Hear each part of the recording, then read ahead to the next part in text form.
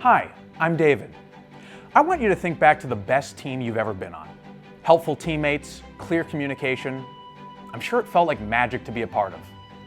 Well, I'm here with you today to tell you it's actually not magic. There are some key concepts you can focus on to create a more cohesive team.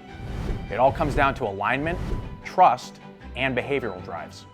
Let's unpack those a bit and explore some techniques the folks at PI use.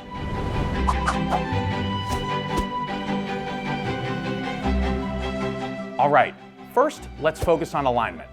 One of the biggest factors of magically cohesive teams is that they're all actively driving toward the same goal. The key word here is actively. I mean, think of being on a group project in college. How many people actually like doing those? Because there was really only one person that actually did the work, you know? I'm kidding. So I think that can be an issue too, is if you can't trust those folks to bring the level of effort to get to the result that you want to get to, I think that can be very, very difficult. That's Lisa, a member of our science team. One of the many things she does is measure the effect teams have on engagement here at PI. So it should be no surprise that she's a big proponent of teams rowing in the same direction. On the flip side of the coin, if you've got team members that you know are there, they're going to pull their own weight. They're going to, help you get better.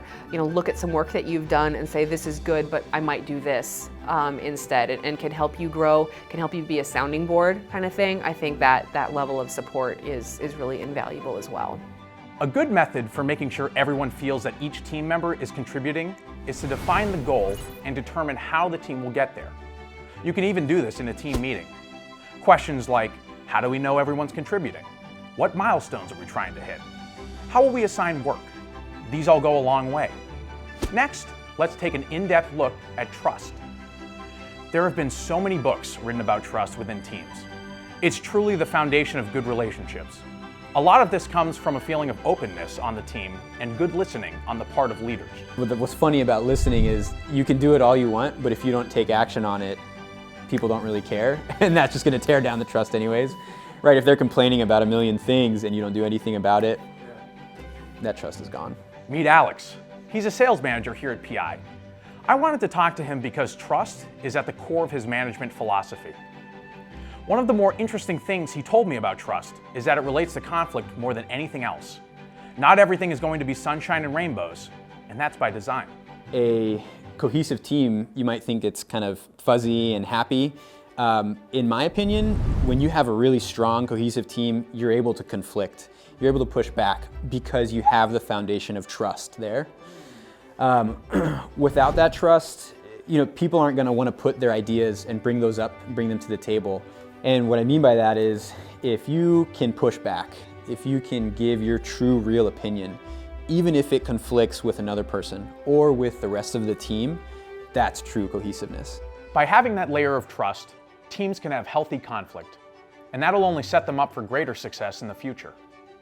To recap, we've covered the importance of having alignment. We've also talked about trust, and by extension, conflict. But there's a third piece of the puzzle, and it might be the most misunderstood of them all.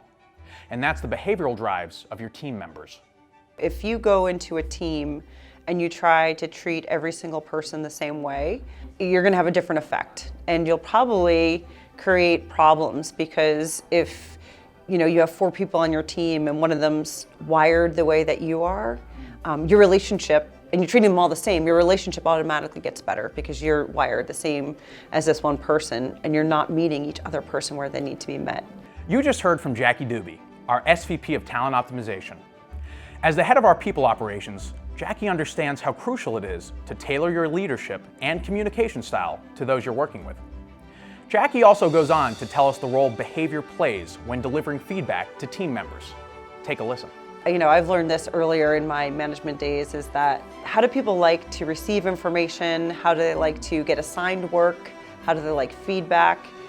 Each person's individual, and the more that each person is aware of themselves and you're aware of each person on the team and you can adapt to each member, I think you're more successful.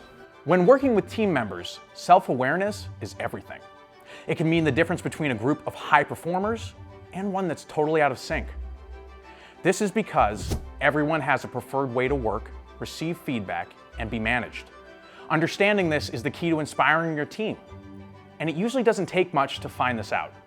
Sometimes you just need to ask what environment people prefer to work in. To better understand the role behavior plays in our sales team, we asked Alex about his approach to motivation. Here's what he had to say. If you're motivating somebody a certain way, that way might demotivate somebody else.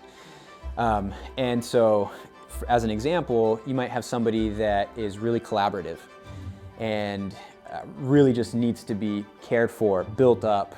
On the other side of the spectrum, you might have somebody that's really self-confident, really dominant. Instead, you probably want to challenge that person. They need to be able to take initiative. They need to be able to have kind of new challenges to take on. Again, if you mix either of those people with those different needs and drives are going to be either demotivated or completely motivated by your motivational style. Alex shares some really great insight here. Not only must you understand the specific drives and needs of your team, you also need to make sure you aren't demotivating others. Okay, so we've thrown a lot at you. To sum it all up, team cohesion is a three-part equation.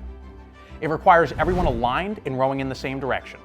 It involves building trust and having healthy conflict. And, most importantly, following the platinum rule. Manage people how they want to be managed, not how you want to manage.